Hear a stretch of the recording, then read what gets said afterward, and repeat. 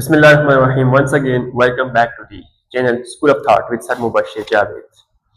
हम स्टार्ट कर चुके थे chapter number 3 class 9 biology that is about this cell.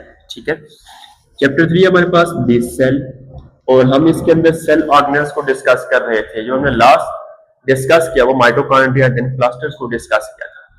आज का टॉपिक है next cell organelle that is called as vacuole. Vacuole हमारे पास एक मेम्ब्रेन बाउंडेड सैक समझते हैं इसको. ठीक है, इसमें हमारे पास फ्लूइड होता है. ठीक है, तो उस सैक के अंदर we will have a fluid. अब जब बात करूंगा in case of animals, in case of plants या फिर in case of some other organism, तो डिफरेंट वेज के अंदर वैक्यूल को डिस्क्राइब करना पड़ेगा. जब बात करेंगे इन केस ऑफ एनिमल्स, ठीक है, तो हमारे पास स्मॉल वैक्यूल्स होते हैं और एक से ज्यादा होते हैं. ठीक हो गया. बात करेंगे in case of some fresh water organisms. ठीक है, लाइक हमारे पास अमीबा है,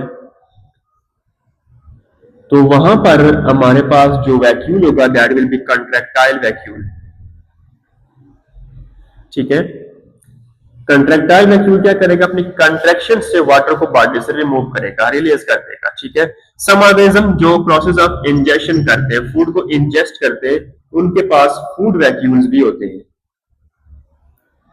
ठीक है, देन जब मूव करेंगे टुवर्ड्स प्लांट वैक्यूल्स, तो प्लांट्स के अंदर एक लार्ज वैक्यूल होता है. ठीक है, that is formed by the joining और combination of small vacuoles. combination of small vacuoles. छोटे छोटे वैक्यूल्स जैसे मैंने बात की इन केस ऑफ एनिमल होते हैं, सेम लाइक हियर. अब आपस में कंबाइन करेंगे, बाइंड होंगे, जुड़ेंगे, एंड देन हमारे पास प्लांट्स का एक लार्ज वैक्यूल बन जाएगा. The membrane of that vacuole is called as tonoplast. ठीक है, and the fluid inside that is called as cell sap. जो फ्लूइड यहाँ पर पाया जाएगा उसका नाम सेल सैप है. और ये सेल सैप के अंदर पाया जाने वाला जो फ्लूइड है ये अपनी मेम्ब्रेन्स के ऊपर प्रेशर डालता है. ठीक है, प्रेशराइज करेगा उनको, and that pressure is called as turgor pressure. Turgor pressure. This is about vacuole. कि हमारे पास वैक्यूल क्या चीज है, एक मेम्ब्रेन बाउंडेड फ्लूइड सैक है. एनिमल्स में कैसे होता है, फ्रेश वाटर में कैसे होता है, वो ऑर्गेनिज्म जो इंजेक्शन करते हैं वहां पर कैसा होता है, और इन केस ऑफ प्लांट्स कैसा होता है. हमने वन बाय वन सबको डिस्कस कर लिया. The next cell organelle that we are going to discuss is centrioles. Centrioles are basically hollow cylinder like structures. ठीक है, these are cylindrical in shape which means like this one. हमारे पास ऐसा एक cylinder type होगा और hollow होगा. ठीक है, these are present in animal cells and these appear during the start of the cell division. ठीक है, start off the cell division में ये अपीयर होंगी नियर द न्यूक्लियस. ठीक है, these are basically in triplet format. Triplet form में होंगी और इनके टोटल 9 ट्रिपलेट्स होते हैं.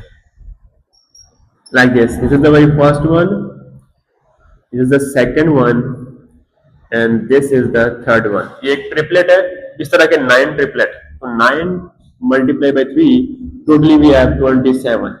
ठीक है, ये सेल डिवीजन के स्टार्ट में अपीयर होती है और in the form of pair की फॉर्म के अंदर ये हमारे पास अपीयर होती हैं.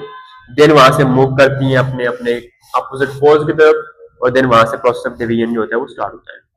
This is about centrioles. The next organelle that we have is cytoskeleton. ठीक है, देखिए cytoskeleton is a combination of two words, one is cyto other is skeleton.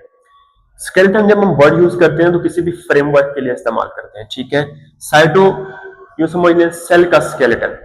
But यहां पर जब हम बात करेंगे तो कुछ प्रोटीन्स है ऐसी जो कि कॉम्बिनेशन के अंदर काम करती हैं और उस प्रॉपर सेटअप को, उस फ्रेमवर्क को, उस स्केलेटन को बनाती हैं, जिसकी बेस के ऊपर इसके 3 मेन टाइप्स है. These are called as microfilaments.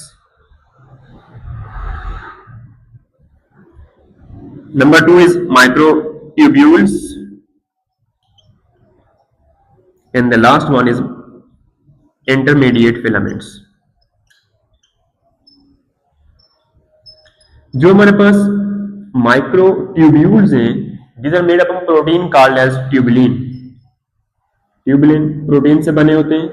Microfilaments are made up of protein called as actin, while these intermediate filaments are made up of protein called as keratin protein, or the next one that is also called as vimentin proteins.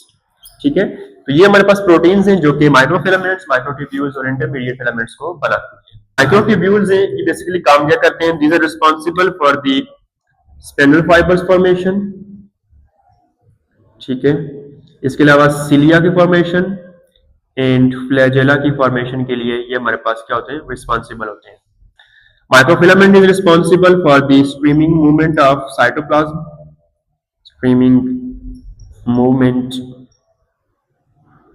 of the cytoplasm, while the last one that is called as intermediate filament, that is made up of keratin and vimentin, it is responsible for the cells and tissue arrangements.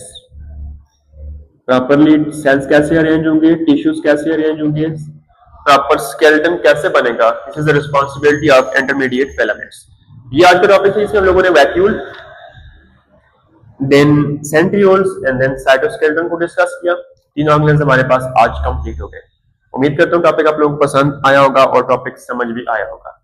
कोई भी topic में मसला हो, comment section आप लोगों के लिए हाजिर है, वहां जाके कमेंट में सवाल पूछें, आपको उसका जवाब रिटन फॉर्म के अंदर कमेंट में मिल जाएगा। परेशानी या मसला ज्यादा हुआ तो उसका बाकायदा तौर पर लेक्चर बनाकर भेज दिया जाएगा। अपना ख्याल रखें, नेक्स्ट वीडियो आने से पहले चैनल को सब्सक्राइब कर लें ताकि आने वाला लेक्चर आपके पास सबसे पहले पहुंचे। फिर मिलते हैं, तब तक के लिए अल्लाह हाफिज।